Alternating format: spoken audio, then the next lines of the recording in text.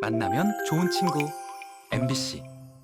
시청자 여러분 안녕하십니까? 더불어민주당이 8.18 전당대회에서 이재명 당대표와 최고위원 5명을 선출했습니다.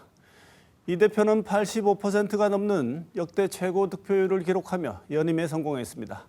선출직 최고위원 5명은 모두 친명계로 채워졌고 특히 유일한 비명계이자 초반 선두를 차지했던 정봉주 후보가 탈락하는 이변이 나타나기도 했습니다.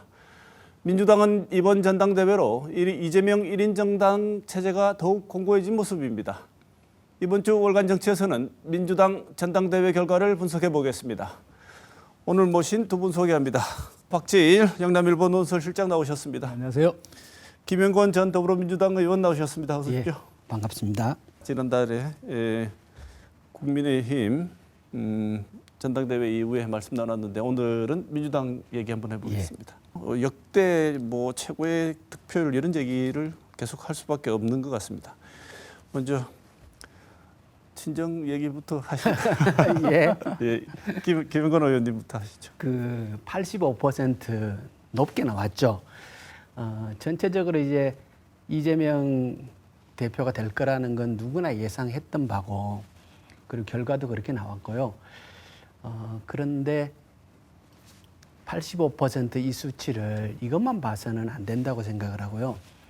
한동훈 대표가 63%를 받았단 말이에요. 굉장히 높은 득표율이었죠. 이 얘기는 현재 한동훈 대표를 미는 국민의힘의 분위기나 이재명 대표를 미는 민주당 내의 강한 분위기는 윤석열 대통령을 빼놓고는 설명할 수 없다는 거예요. 우리 국민들 대다수가, 그러니까 윤석열 대통령에 대한 국정 지지도에서 부정평가가 60% 이상이 꾸준하게 나오지 않습니까? 이 평가가 한동훈 대표를 새로 윤심과 달리 대표로 민 강력한 힘이었고, 마찬가지로 지금 야권에서 이재명 대표를 강력하게 대표로, 그리고 최고위원들까지 거기에 손발 맞춰서 딱 세팅해 놓는 이 모습은 윤석열 대통령에 대한 그 강한 불만, 비토, 이게 작동을 하고 있다. 이렇게 봐야 될 거라고 보고요. 박지일 실장께서는 어떻게 보셨습니까? 민주당 전당대회 총평 한번 들어보죠. 일단 민주당은 다음 대선은 이재명 체제로 간다 하는 확실한 선언이죠. 그게 첫 번째가 있고, 두 번째는 당내적으로는 민주당 내 이재명을 정점으로 한 거의 일극 체제가 완성됐다, 이렇게 보여지기도 합니다. 그리고 이재명 개인으로서는 이렇게 표현하면 좀 어떻게 받아들일지 모르겠지만, 사실 12년 전만 해도 불과 일개 성남시장에 불과했어요. 탄핵 정국을 거치면서 급격히 대중적인 지지도를 끌고 모았죠. 그래서 지금 경기도지사, 대선 후보까지 올라갔고, 당대표를 하자마자, 그리고 그 전후에 국회의원에도 나갔죠. 국회의원 지금 이번에 연임을 했고, 당대표도 지금 연임을 한 상황입니다. 굉장한 성공 가도를 달리고 있죠. 좀 경이적인 기록이랄까요? 좀 그렇게 봅니다. 또 이번에 85%라고 그러셨죠. 제가 이렇게 대충 찾아보니까 문재인 전 대통령은 아마 전당대 45%.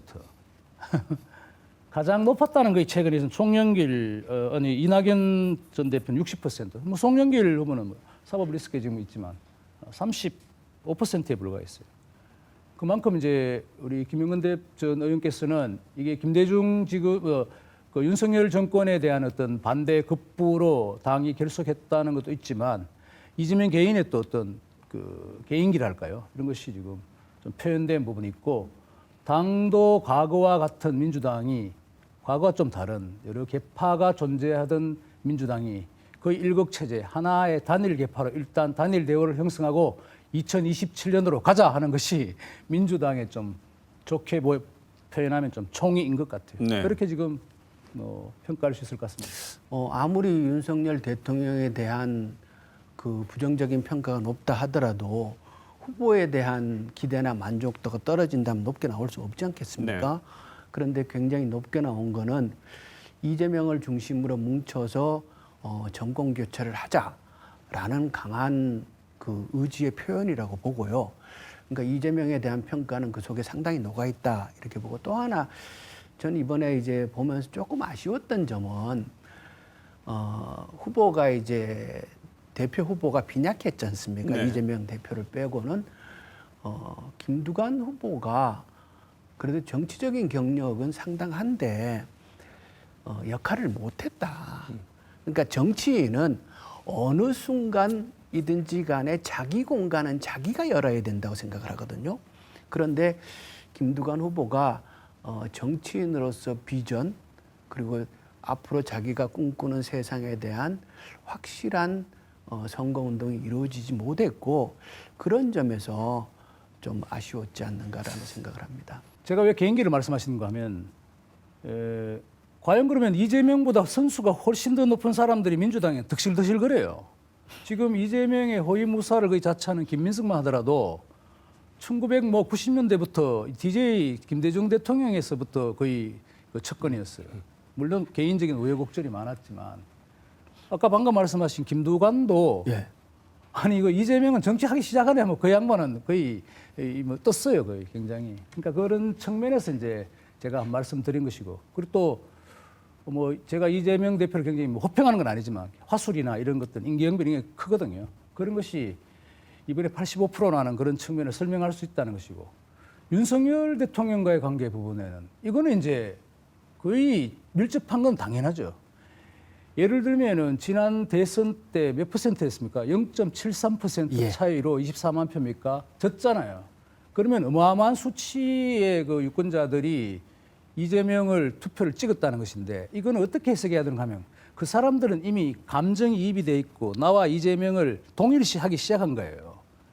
그 물론 이재명의 실망을 하고 떨어져 나간 부분도 있겠지만, 그걸 우리는 현대 정치, 이 대중 정치 그리고 직접 민주주의, 직접 투표 대통령 선거를 하는 데서는 굉장히 무시할 수 없는 대중 심리예요. 과거 DJ 그러니까 김대중 전 대통령이 왜 그렇게 끝까지 지도자로 남았는가 하면, 박정희 대통령과 1971년입니까? 마지막 대회전에서 유신이 나오기 전에 거의 뭐 95만 표 차이, 본인은 이겼다고 그랬잖아요. 그런 정신적인 승리를 갖고 이끌어갔기 때문에 김대중 전 그 일종의 정치 야당 지도자가 정권 교체까지 이룰 수 있었던 것이죠. 이재명은 지금 그게 가장 큰 무기이다고도 할 수 있습니다. 네. 윤석열과 싸웠다는. 네. 국민의힘 전당대회 투표로 48.5%까지 갔었는데 이번에 투표율은 42.18%입니다. 전당대회 투표율이 낮습니다. 이렇게 되면 높은 지지를 받아서 당선된 당대표라고 하더라도 좀 뭔가 좀 취약하지 않나 이런 얘기도 듣는 것 같은데, 이번에 어떻게 보십니까? 솔직히 말씀드리면 예상했던 것보다 많이 나왔습니다. 걱정했던 것보다. 오히려? 예. 한 30% 전후에 머무르지 않을까 걱정을 했고요. 그것은 뭐 현실 정치에 대해서 전체적으로 실망하고 있는 국민들의 분위기가 반영됐다라고 얘기할 수도 있지만, 그보다 더 큰 원인은 아까 말씀드렸듯이 이재명 대표의 당선이 거의 확정적인 상태에서 시작된 전당대회였다. 그렇기 때문에 흥행이 일어나긴 좀 어려웠고요. 그런데 국민의힘 보다가 참가한 당원 수는 더 많습니다. 그러니까 국민의힘은 그러니까 48.5%였잖아요. 총 투표한 당원들이 약 40만 명 정도 됐거든요. 근데 민주당은 54만 명 정도가 되거든요.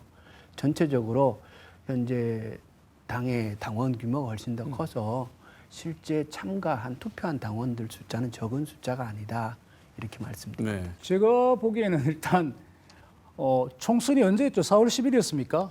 그리고 지금 뭐 8월 18일 전당대회까지 두 집권 여당과 제1야당이 전당대회를 하는데, 총선 끝나고 두세 달 만에.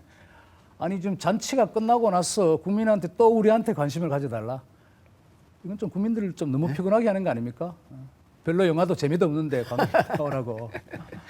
그거는 그런 측면이 있는 것 같고요. 좀 정치도 좀 쉬어가며 해야 되죠. 이게 선거 투표라는 것이 막 이렇게 연달아 열면 과잉 민주주의랄까? 그럴 수도 있죠. 네. 국민은 좀 지쳐 있는데 지금 이루어졌다는 것이고, 뭐 민주당이 좀 상대적으로 약하다 아니다 하는 것은, 저쪽은 이제 국민의힘은 한동훈 변수가 있잖아요. 한동훈이 과연 정치적으로 이번에 살아나냐 안 하냐는 굉장히 좀 관심 사안이었고, 이재명 대표는 그렇지는 않았죠.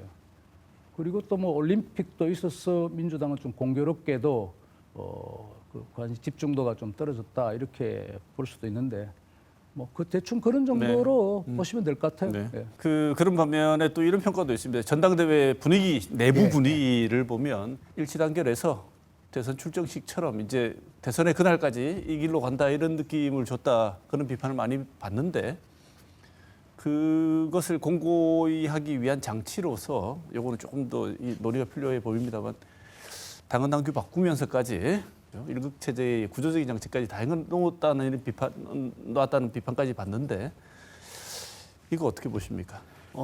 이재명 2기 체제가 성공하기 위해서는 지난 총선 때도 그렇고 이번 전당대회 때도 그렇고 어쨌든 당 안에 상처받은 사람들이 있지 않습니까? 그 사람들을 어떻게 포용하고 좀 더 큰 틀에서 화합하고 묶어내느냐. 이게 굉장히 큰 과제라고 생각을 하고요. 그런 점에 있어서 지금 염려하신 대로 그렇게 지나치게 모든 것을 다 장악하려고 하는 것이 아니냐라는 우려는 앞으로 좀 불식하기 위한 노력이 필요하다 이렇게 생각을 해요. 제가 전당대회 현장에서 저도 깜짝 놀랐는데요. 제가 20년 동안 민주당 전당대회를 다녔는데 이번에 최고 많이 왔어요, 당원들이. 그러니까 대회장이 꽉 차고 그것도 다 못 들어가 가지고 옆에 그 체육관까지 빌려서 영상으로 사람들이 볼 만큼 당원들의 현장 참여 열기가 굉장히 높았고요. 그래서 현장에 있으면서 이게 당원들의 마음이구나. 어쨌든 지금은 똘똘 뭉쳐가지고 이 윤석열 정부를 대체할 민주정부를 만드는 것이 과제다라는 생각에 당원들이 완전히 몰입해 있구나라는 분위기를 현장에서 그렇게 느꼈어요. 네. 박 실장님, 일극 체제 이 전반 어떻게 보십니까? 이게 이제 현대 대중 정당의 어떤 그 모습과 이렇게 비춰봐야 될 텐데 이게 동시에 좀 이루어지는 것 같아요. 이게 정당이 진화하는데 진화하면 할수록 또 어떤 경우에는 굉장히 뭐 좀 죄송합니다만 당내 민주주의가 사라지고 당의 어떤 뭐 전체주의적 성격도 좀 강화되는 그런 부분도 있는 것 같아요. 대중 정당이 될수록. 예를 들면 국민의힘도 이번에 그 전당대회를 하는데 보면은 과거와는 달리 막 무슨 피켓을 들고 막 싸우지 않습니까? 이게 옛날에 과거에 민주당이 많이 했던 거예요. 아주 옛날에? 예, 그러니까 이제 이거 뭐 따라하는 것도 아니고 그래서 그만큼 이제 이 당원들의 목소리 이런 것들이 극렬해지고 강해진다는 것이죠. 그런데 어쨌든 그 이재명 일국 체제라는 것은 또 한편으로 보면은 이게 당원들의 극성이 한쪽으로 가면서 그게 목소리가 돼서 막 사람들을 주저앉히잖아요. 중간에 그 후보들을 뭐 고민정을 과거 문재인 전 대통령의 뭐 숨결까지 느낀다는 친문이죠. 그러면 고밀정이라고 해서 그냥 뭐 이지면 한다든가 또 뭐 지금 얼핏 말씀하신 정봉주 전 의원에 대해서는 뭐 그 양반의 어떤 색깔을 떠났어. 갑자기 그렇게 될 일은 아닌데 뭐 이렇게 이재명이 대통령 되면 안 된다고 했다는 발언을 되새기면서 완전히 그냥 커터시켜버리는 집단의 좀 린치에 가까운 이런 현상도 일어나요. 참 이재명의 어떤 대표의 어떤 스타일 때문에 생겨난 것은 아닌 것 같고요. 이게 지금 현대 정치에 좀 우리가 부작용으로 나타나는 부분도 지금 있다 하는 것을 좀 말씀드리고 싶어요. 굉장히 중요한 지적이라고 생각을 하고요. 민주당의 당원이 현재 250만 명이거든요. 전 세계에서 가장 많아요. 민주당도 경험해보지 못했고 전 세계 어느 정당도 경험해보지 못한 당원의 숫자. 500만 명이라고 그러기도 하던데. 250만. 250만. 예, 250만. 권리당원이 125만. 이렇게 당원의 규모가 커지면서 이게 이제 당원 중심 정당화되어 나가는 과정에서 변화죠. 이것이 바람직한 면도 있고 아직 우리가 경험해보지 못한 정치이다가 보니까 서로가 미숙한 측면이 있다고 생각을 해요. 이것을 민주주의 제도를 어떻게 정착하고 발전시킬까라는 측면에서 함께 고민해야 할 숙제라고 생각합니다. 네. 그 현상에 연결해갖고 아까 제가 말씀드린 것처럼 정봉주 의원 같은 사람은 사실은 본인 생각에는 아까 말씀하신 두 분이 말씀하신 팬덤을 가지고 있던 그런 정치의 바람을 순풍을 타고 된 분 아니었습니까? 처음에는 그 바람을 역풍을 맞아가지고 두 분 예상하셨습니까? 안 될 거라고? 저는 예상 못했죠. 누구도 예상하신 분은 못 봤어요. 그렇죠. 누적이 돼가지고 예. 설마 턱걸이를 하더라도 예. 되지는 않을까 이런 생각을 그런데 했는데 제가 그 말씀 먼저 드리면 정봉주 정치인 개인을 어떻게 이제 민주당 당원들이 평가하느냐 여러 가지가 있겠죠. 뭐 처음에는 근데 1, 2 났기 때문에 1, 2등을 했기 때문에 될 줄 알았는데, 근데 재밌는 것은 또 정봉주 전 의원이 정봉주가 되어서 더불어민주당에 이게 어떤 분석이 있더라고요. 최고위원 회의에 들어가서 이렇게 이제 카메라가 잡힌다면 이재명 대표 옆에 있는데 그게 싫다는 거죠. 싫다는 것이 딴 게 아니고 아주 굉장히 전략적이에요. 정봉주 같은 좀 약간 강성, 말을 함부로 내지는 스타일이 다음 대권에 가는데, 이재명이 대권을 가는 데는 불필요하다. 같은 화면에 잡히면 좋지 않다는 것이죠. 그런 어떤 전략까지도 당원들은 좀 생각하고 있다는 것은, 이건 과거에 무슨 전략가들이 뭐 사무총장이라는 무슨 당 선대본부장이 생각해야 될 것을 당원들이 굉장히 알고 있다는 것은, 그건 제가 아까 말씀드린 대로 굉장히 민주적인 정당의 민주성이랄까, 정당 내부의 어떤 구조가 조금 진화되어 있다는 것도 좋게 평가할 수도 있습니다. 정봉주 후보는 반대, 지금 말씀하신 대로 역풍을 맞아서 예상치 못한 탈락을 했는데, 반대로 고전을 하는 것처럼 보였던 전현희 의원, 그 김건희 살인자는 김건희가 살인자다라고 말하고 난 뒤에 단숨에 2위가 됐습니다. 그래서 민주당 최고위원 2위로 입성을 했는데, 이 발언 두고 이 여권에서는 사과해라, 사과를 하지 않으면 안 된다, 이렇게 제명하고 뭐 여러 가지 뭐 많은 얘기들이 나왔습니다. 김영건 전 의원 보시기에 전현희 의원 사과할 것 같습니까? 일단 정봉주 후보에 대한 당원들의 평가는 제가 다는 알지 못합니다만 제 생각을 좀 첨가해서 말씀드리면 일단 가벼움이에요. 그러니까 지금 정치에 있어서 민주당은 어떻게든 정권 교체를 해야 되겠다는 생각인데 전열이 흐트러지는 것에 대한 두려움이 있거든요. 그 부분에서 정봉주 전 의원이 상당한 그 걱정거리로 작용하지 않았나 싶은 생각을 하고요. 그리고 그러다 보니까 그게 이제 순서가 딱 정해져 있는데, 정봉주 후보를 떨어뜨리려고 하면 누군가는 밀어 올려야 되잖아요. 그래서 이제 전현희 후보와 이현주 후보가 이렇게 쭉 올라간 형태가 된다고 보는데요. 이번에 전현희 의원의 발언은 굉장히 강한 발언, 선거 과정에서 강한 발언을 한 건 사실입니다만, 그 원인이 김건희 여사의 명품백, 디올백을 이걸 어떻게 처리할 거냐라는 문제와 관련해서 시작된 거고, 또한 거기에서 이제 소수 의견을 냈던 사람이 결국 사망에 이르게 된 거잖아요. 그래서 원인이 김건희 여사의 명품백에 있었다는 의미에서 정치인이 지목한 것에 대해서는 전 그게 못할 말은 아니다, 충분히 할 수 있는 얘기다라는 생각을 하고요. 그래서 사과는 안 할 것 같고, 네. 그리고 오히려 지금 그 검찰에서 무혐의 처분을 내렸지 않습니까? 이거야말로 더 큰 사고라고 생각을 해요. 대한민국 검찰은 망했다. 그걸 감사의 표시라고 무혐의 처분을 하게 되면 앞으로 명절 때 뭐 다 주고받더라도 다 감사의 표시가 돼버리면 그거 어떡할 거예요? 전현희 전 의원 그 발언은 뭐 적절치가 않죠. 우리가 정치적으로 아무리 뭐 서로 싸우는 마당이지만 그건 전현희 정치인 개인의 어떤 평가에서 남을 수 있을 것 같습니다. 사과는 안 할 것 같죠? 사과했습니까? 박찬대 원내대표가 아마 좀 유감 표명을 한 걸로 알고 있는데, 글쎄요. 정치인이 어느 개인 하나를 놓고 어느 말 하나를 놓고 제가 뭐 크게 논평하고 싶지는 않습니다. 네. 민주당 새 지도부 특징을 보면 일단은 지역구는 모두 수도권입니다. 그런데 이 출신이 영남 연고자가 많다. 뭐 부모님까지 다 합쳐서 뭐 지도부가 영남 라인업이 좀 영남 출신들이 많이 보지를 한 것 같다는 이것을 어떻게 보시고 어떻게 평가하시는지요? 예, 그것을 민주당이 동쪽으로 영역을 확장했다라고 보기에는 조금 무리가 있어 보이고요.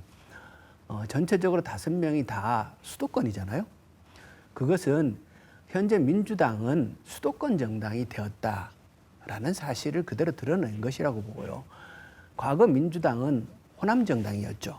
그런데 이제는 호남은 상당히 약해지고 수도권 중심의 정당이 된 것이 사실이고, 이번에 호남에서 단 한 명 민영배 후보가 출마했습니다만 떨어졌습니다.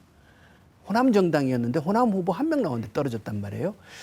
저는 그걸 보면서 국민의힘에서 영남에서 나오면 떨어지잖아요. 당대표 선거 나오면. 이게 국민의힘은 영남에서 당선은 쉬우나 거기서 머무르고 인물은 안 되는 거예요. 지금 민주당도 똑같아요. 민주당의 호남 의원은 당선은 쉬우나 인물로 성장하지 못하는 이 현실을 드러낸 게 아닌가. 이게 결국 지역 정당이 되면서 영남도 손해보고 호남도 손해보고 있는 이 모습이 이번에 또 드러난 거다 이렇게 봅니다. 네. 그분들이 지금 민주당의 최고위원이 된 분들이 정치적으로 영남의 어떤 프랜차이즈를 갖고 있는 건 아니죠. 정치적 프랜차이즈를 갖고 있는 것은 아니니까. 그분들이 뭐 대구 경북을 뭐 또 아니면 뭐 부산 쪽을 뭐 이렇게 새삼스럽게 더 유심히 들여다볼 것 같지는 않아요. 공교롭게도 좀 그렇게 된 것 같아요. 제가 보면 큰 의미는 없다고 봅니다. 다만 아까 이제 김영근 의원님께서도 말씀하셨지만 약간 그 묘하게도 민영배 의원이라고 그랬습니까? 예. 그런 분이 떨어지면서 광주에서 광주 출신이죠. 그런데 이쪽에 이제 좀 영남권의 색채가 조금 가미된 사람들이 많다는 것은 다음 대선에서 이재명 대표한테는 살짝 유리한 부분일 수도 있다 이런 생각은 듭니다. 네.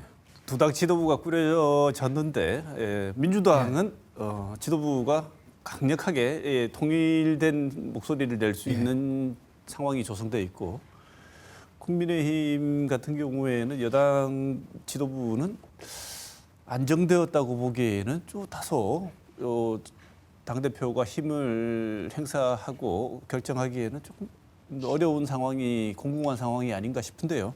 이런 두 지형도가 다른 두 집행부가 앞으로 국내 정치를 진행하는 데 있어서 어떤 영향을 보여줄지, 어떤 상황을 펼쳐줄지 어떻게 예상을 하시는지.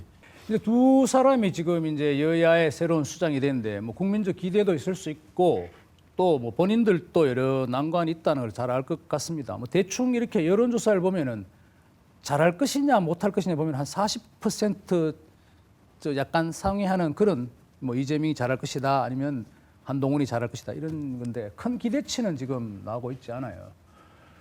그런데 이제 한동훈 대표는 새로운 당을 지금 결성해야 된다 하는 굉장히 좀 과제가 있고, 이재명 대표는 자신의 어떤 일극 체제를 완성했는데 이걸 잘 끌고 가야 한다는 조금 묘한 구석이 있습니다.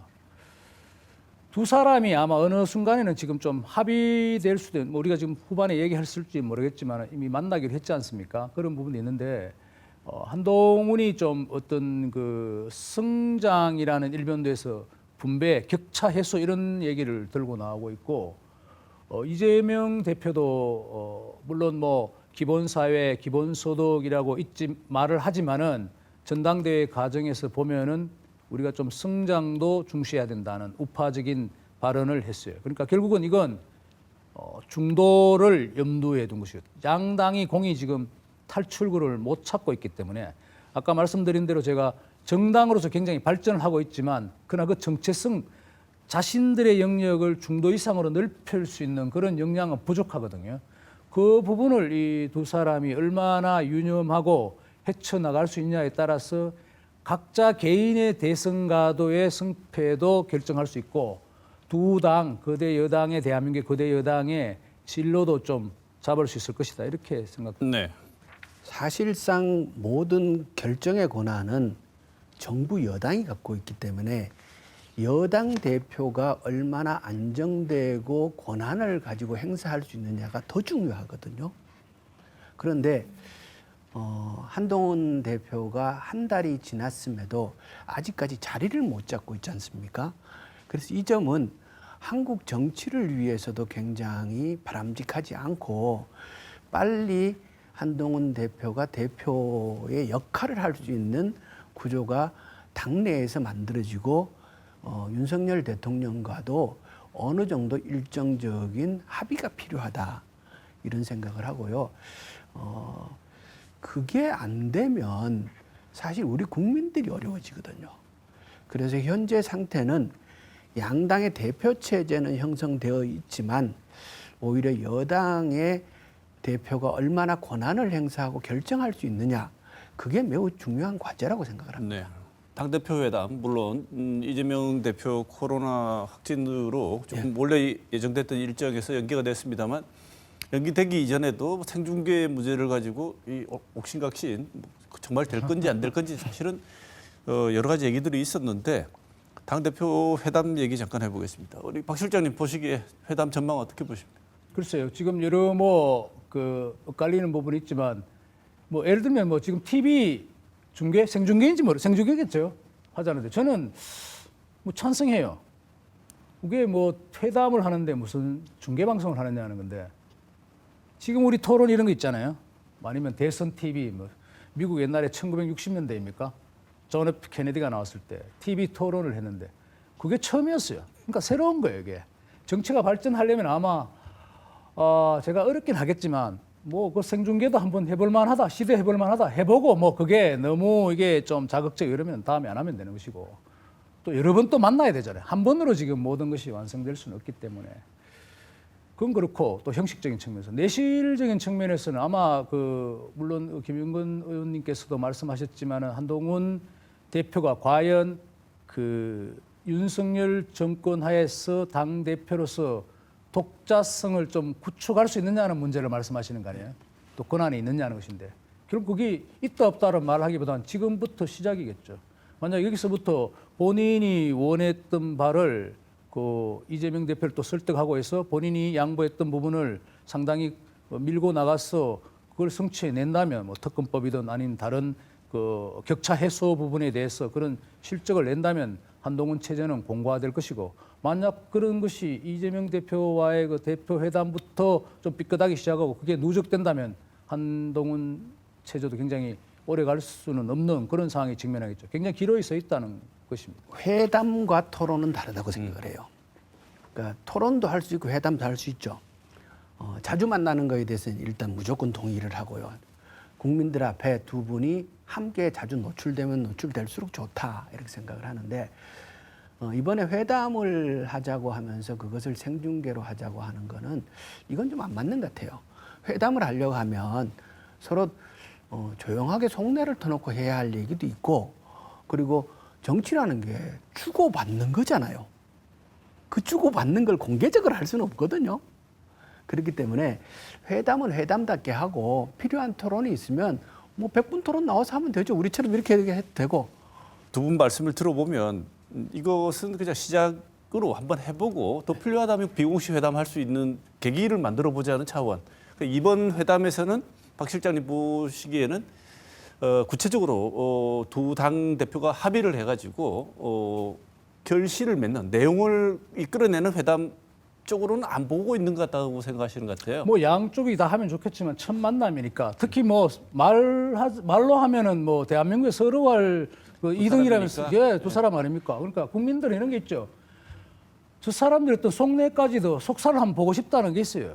그럼 정치가 계속 발전한다면 인면에서 타협할 수도 있지만 기왕이면 한 막말로 좀 닦아놓고 한번 그럼 얘기를 해보자 하는 것도 우리가 올림픽 경기를 처음부터까지 보듯이.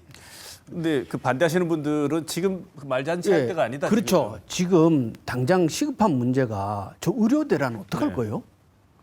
저렇게 이름 벌려놓고 지금 손 놓고 있잖아요.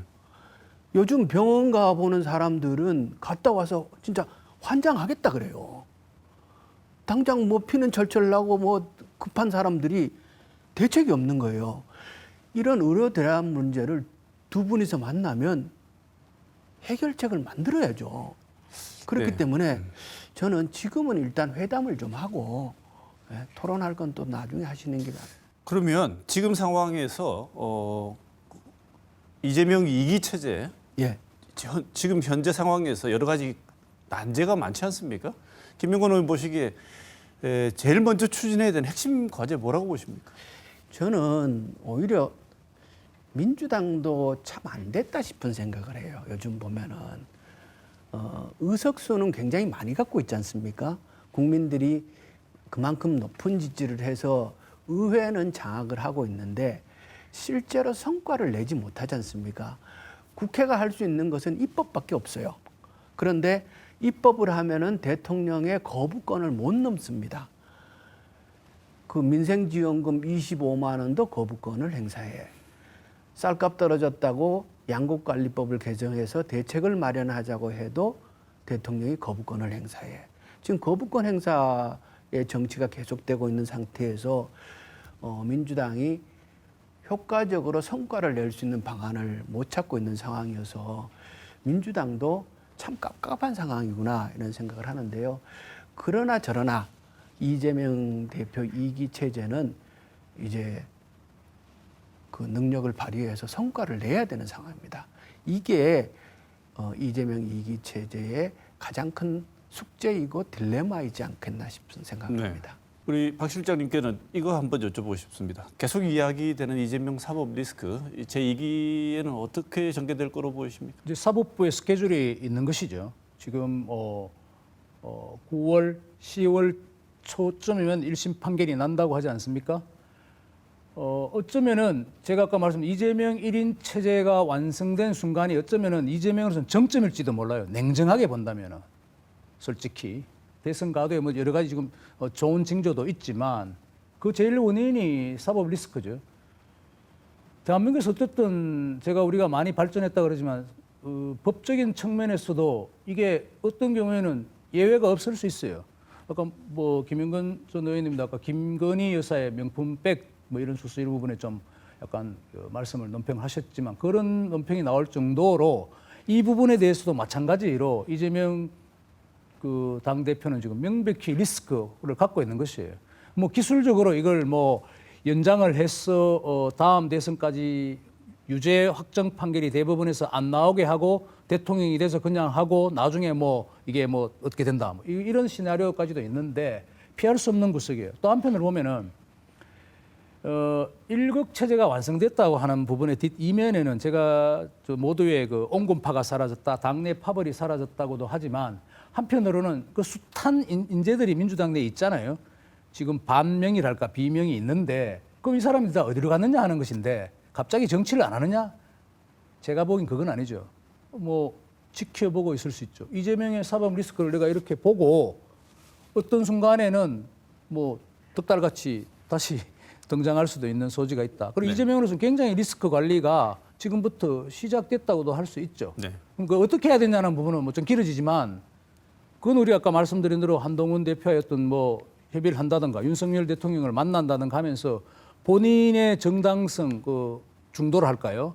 뭐 성장을 아까 이재명 대표 꺼내기 시작했다는데 격차나 분배 해소 이런 너무 그런 쪽보다는 약간의 이 성장 부분 중도를 포용하는 그런까지 가버린다면은 와 이거는 사법적인 리스크를 떠나서 완전 정치적인 정통성을 굉장히 확보해 가는 거기 때문에 재판부도 영향을 받을 수 있다 이렇게 생각합니다. 네. 탄핵안 빼고는 다 통과시킬 수 있는 국회.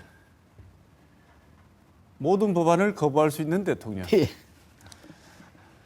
법안이 안 되면 어떤 정책도 실현할 수 없는 정부. 정말 서로 맞물려 있는 상황인데 계속 충돌하고 있습니다. 이대로 가면 거덜나는 건 나라와 국민들 민생밖에 없습니다. 이런 상황에서 이런 소모적인 상황을 해소하려면 두 분 생각에는 어떤 해법이 필요하다고 보시는지 두 분 말씀 듣고 오늘 시간은 마무리해야 될 것 같습니다. 그래서 저는 한동훈 대표가 중요하다고 말씀드리는 거예요. 그러니까 야당과 대통령 사이를 조정하고 결과를 만들어내고 서로를 설득하는 게 여당 대표가 해야 될 일이거든요. 그 역할은 누구도 대신할 수가 없어요. 그래서 저는 국민의힘의 당원들과 많은 국민들이 한동훈 대표를 만들었다면 이 한동훈 대표가 역할을 해서 대한민국 정치에 숨통을 트이도록 해줘야 된다. 그 말씀을 다시 드리고 싶습니다. 네. 충돌한 측면은 크게 보면은 나쁜 건 아니죠.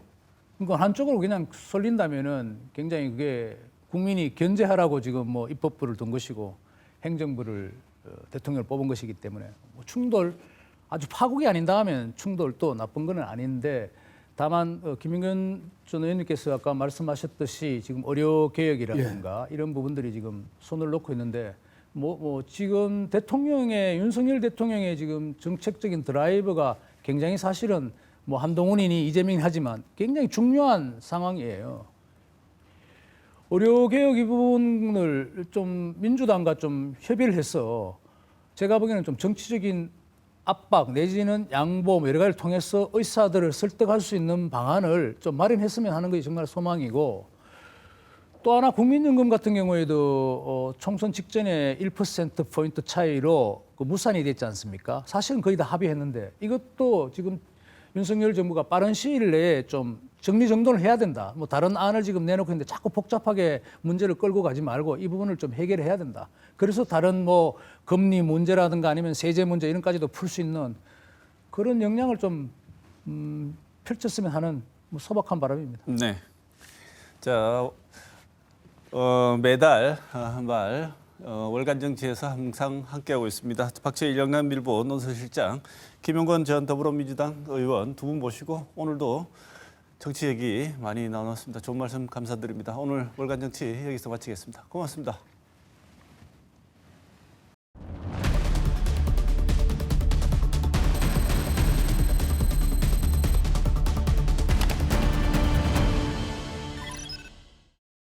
뉴스원 오늘도 김은혜 기자 함께합니다. 어서 오십시오. 안녕하십니까? 네, 지난주 핵심적인 이슈 어떤 거 있었나요?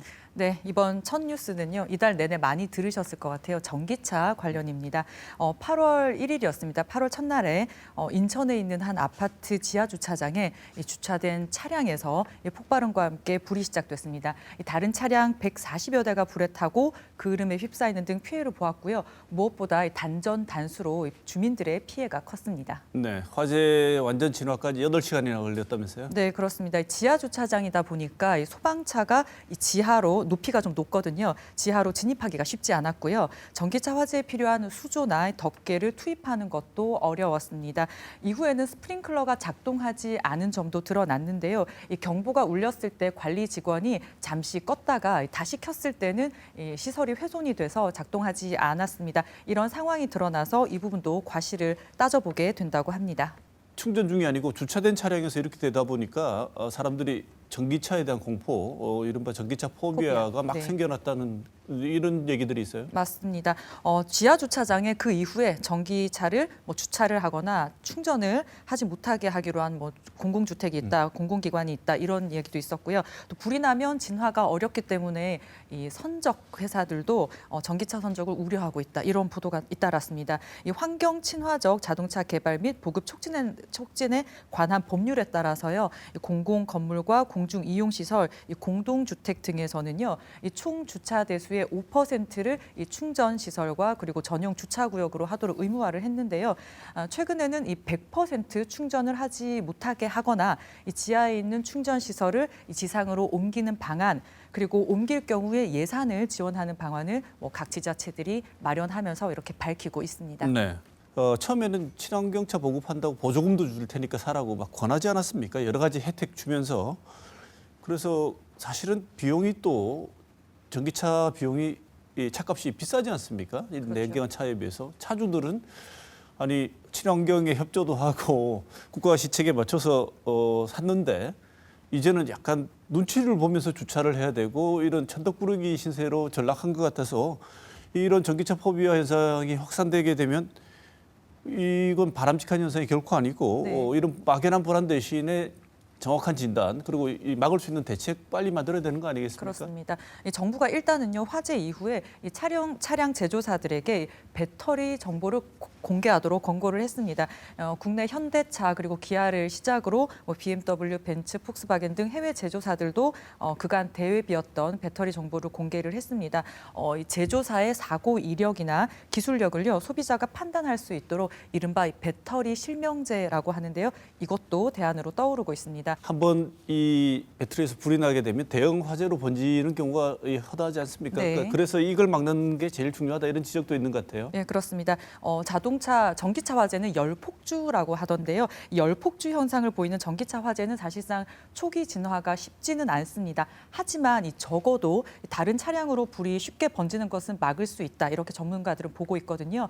그런 만큼 전기차 전용 주차 구역에 이 전기차 화재를 진화할 수 있는 장비가 있는 시설을 추가로 설치하는 방안을 제시를 하고 있기도 합니다. 인천 소방본부가 이 지하 주차장에서 발생한 전기차 화재를 스프링클러가 작동을 했을 때, 안 했을 때 비교를 했는데 이 시간에서 차이가 있다, 피해 규모도 차이가 있다 이런 설명을 하기도 했습니다. 이런 부작용도 있지만 중요한 건 이런 일이 보고될 때마다 빨리 대책을 만드는 것 같습니다. 이번 네. 주 이달 중으로 정부가 대책을 발표한다고 하는데 막연한 불안감이 확산되기 전에 이 대책과 막을 수 있는 여러 가지 방법들 대안이 나와줬으면 좋겠습니다. 네, 다음 소식 전해주시죠. 키워드 통합 이몽으로 뽑았거든요. 올해 상반기 중에 우리 지역에서 이슈가 많았습니다만 그 중에 하나가 바로 행정 통합이었습니다. 취임할 때는 넌센스다 이렇게 얘기를 했다가 중국 다녀와서 이건 하는 게 맞겠다라고 얘기했더니 홍준표 시장이 행정 통합을 말을 하면서 운을 띄웠고 그 이후로 많은 것들이 진행이 되고 있죠. 네, 본격적으로 추진이 되고 있습니다. 네네. 그런데 최근에 경상북도가 특별법안 공개했는데 이 내용을 좀 보면 윤곽을 좀 잡아볼 수 있을 것 같아요. 어떤 게 있습니까? 네, 그렇습니다. 주초에 이제 지역 일간지들을 보도를 많이 했거든요. 명칭은요, 대구 경북 특별시입니다. 그리고 6편 272개 조문으로 구성되어 있고요. 244개 특례도 담겨 있습니다. 내용이 너무 방대하기 때문에 다 살펴볼 수는 없고 간단히 정리를 좀 하면요. 국방, 외교, 사법 등이 국가 필수 사무를 제외하고 중앙정부의 권한을 대폭 가져오는 겁니다. 그리고 돈, 이 재정이 핵심 아니겠습니까? 부동산 양도소득세나 이 지역 사업장에 대한 이 법인세 징수 등 국세를 이양받고요. 또 이 취득세 같은 지방 세목 세율 조정 권한을 이양을 받아서 조세 자율성을 강화하는 내용 등이 담겼습니다. 네, 진행되는 것들과 여러 보도를 종합해 보면 합의가 안 된 상태 같은데요. 예, 그런 느낌 받을 수 있습니다. 왜냐하면요, 이 쟁점 사안을 두고 이견이 많습니다. 먼저 이 청사 위치인데요. 대구시는 대구, 안동, 포항에 청사를 두고 관할 구역을 나눈다 이런 계획을 세우고 있고요. 경상북도는 지금처럼 대구와 안동에 청사를 각각 두고 각 시군의 권한을 강화한다 이런 입장입니다. 자, 행정 통합을 어떻게 하느냐, 그리고 그 추진 속도를 어떻게 하느냐. 이것을 두고도 이견이 나오고 있죠. 네, 그렇습니다. 이철우 지사는요, 역사적으로 중요한 사안이기 때문에 단체장 의견이 아닌 시도민 의견을 따라야 한다. 그리고 행정안전부가 주도를 하면 공정성과 이 투표에 따른 재정 부담도 줄일 수 있다면서 이 주민 투표안을 언급을 했고요. 그리고 주 후반으로 가서는 이 청사 위치 관할을 두고서는 공론화위원회를 통해서 결정해야 된다 이런 입장을 계속 밝혔어요. 이런 입장이 이제 전해지자 홍 시장은 이건 하지 말자는 얘기다 이렇게 발끈을 했습니다. 관련 내용 통합에 관한 관련 내용 공개도 이 경상북도가 하지 말아달라고 해서 미뤘던 거고 또 로드맵도 경상북도가 다 짠 상황인데 이렇게 하면 안 된다. 8월 말까지가 시한이다. 이렇게 압박을 했습니다. 네. 그런데 홍 시장 말대로 8월 말까지 합의안이 나와서 국회에 특별법을 내게 되면 또 연내 통과는 별 무리 없이 이루어질 것처럼 이렇게 장담할 수 있을까요? 봐야 되겠죠, 일단. 그런데 이제 처음에 행정통합 얘기가 나온 뒤에 윤석열 대통령이 적극적인 지원을 지시를 했고 또 행안부, 지방분권위원, 시대위원회 그리고 대구시, 경상북도 이렇게 만나서 합의를 하면서 정말 순조로울 것처럼 보였습니다. 그런데 이런 이견이 계속 전해지면서 지난 22일이었습니다. 다 만나서 막판 이견 조율을 했는데요. 차이를 좁히지 못하고 불발됐다라는 보도들이 나왔습니다. 지방자치 균형 발전이야 정부 그리고 국회도 사실 거부할 수 없는 가치겠지만요. 지금 국회 다수당이 야당 아니겠습니까?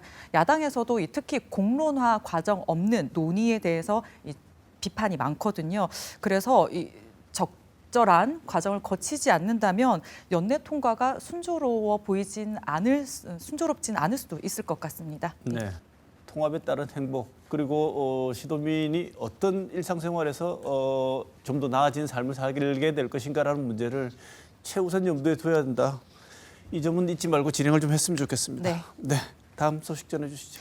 네, 자연의 상징하면 이 초록이 떠오르는데요. 요즘 여름인데 초록이 마냥 반갑지가 않을 때가 있더라고요. 여름마다 찾아오는 불청객, 녹조 얘기입니다. 올해는 날씨 탓에 더 기승을 부리고 있습니다. 많은 분들이 뉴스로 보셨겠지만 물을 투명한 컵에 뜨면 초록색 알갱이가 둥둥 뜨거든요. 이게 유해 남조류인데요.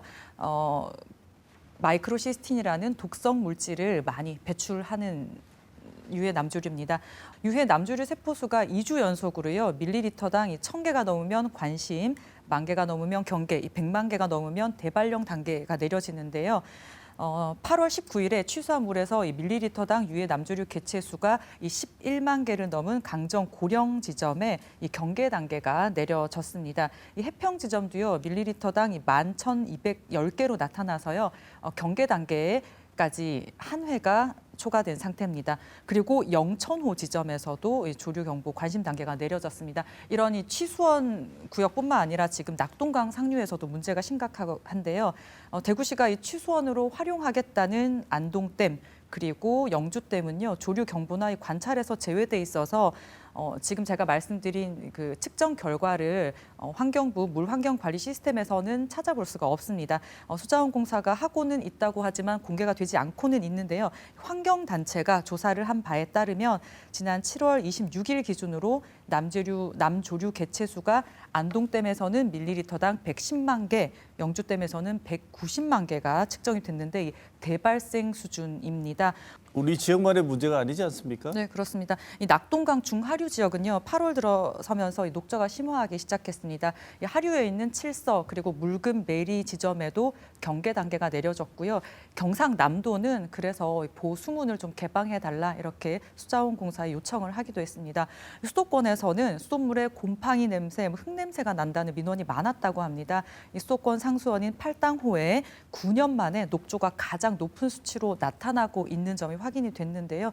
지난 7월 장마에 이 폭우가 내리면서 녹조의 영양 물질이 되는 그 인이라는 오염원이 많이 유입이 됐고요.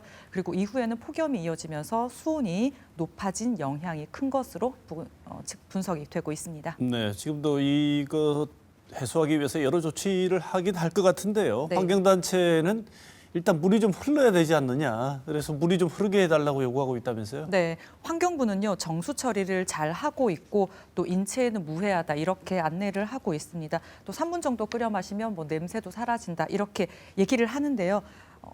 그 녹조가 발생한 취수원에서는 뭐 녹조 제거선을 투입을 하고 어떤 약품을 넣어서 녹조를 옅어지게 하고 있다고 합니다. 하지만 환경단체 생각은 다릅니다. 이 전부터도 계속 달랐던 부분인데요. 보수문을 열어서 강물을 흐르게 해야 한다 이렇게 주장을 하고 있습니다. 환경단체는 최근에는 또 낙동강 유역의 실태 조사를 시작을 했습니다. 이 결과가 나오면 문제를 짚고 대책을 마련해달라는 기자회견을 할 거라고 하는데요. 4대강 이 원전이라는 단어가 이 정말 긴 기간 동안 정책보다는 이 정쟁의 이미지만 더해지고 있는데 물은 정말 먹고 사는 문제 아니겠습니까? 좀 빨리 이런 문제가 해마다 반복되고 있는데 연례 행사처럼 느껴지지 않고 나아질 수 있도록 함께 고민하는 그런 시간들이 좀 마련돼야 될 것 같습니다. 네, 오늘도 준비한다고 고생했습니다. 김은혜 기자, 여기서 마치겠습니다.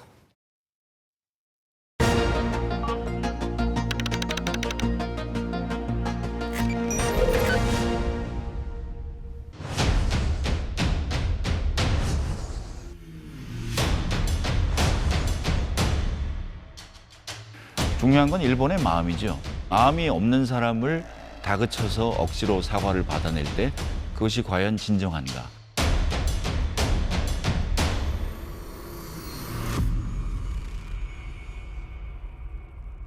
하필왈리라는 말이 있습니다. 하필이면 왜 이익이 되는 것만을 말하느냐라는 뜻입니다. 하필이라는 말이 여기에서 나온 말입니다. 맹자가 처음 양해왕을 만났을 때 해왕은 인사말 겸 천리를 마다하지 않고 와주셨으니 장차 우리나라를 이롭게 해주시겠습니까? 하고 물었습니다. 그러자 맹자는 왕께서는 하필 이를 말하십니까? 왕께서는 역시 인의를 말씀하셔야 할 터인데 하필 이를 말씀하십니까? 라고 했다는 고사에서 유래한 말입니다. 지금은 이 말이 꼭 이익에 관한 것이 아니더라도 더 좋은 말이 있을 텐데 왜 하필 그런 말을 하느냐의 뜻으로 널리 쓰입니다.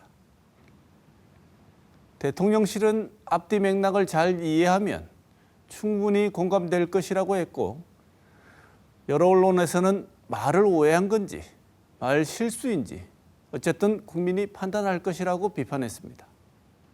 하필이면 이런 발언들이 반복해서 등장하게 되면 말 실수나 오해가 아니라 신념으로 국민이 의심하게 될까 걱정됩니다. 이번 주 시사호는 여기서 마치겠습니다.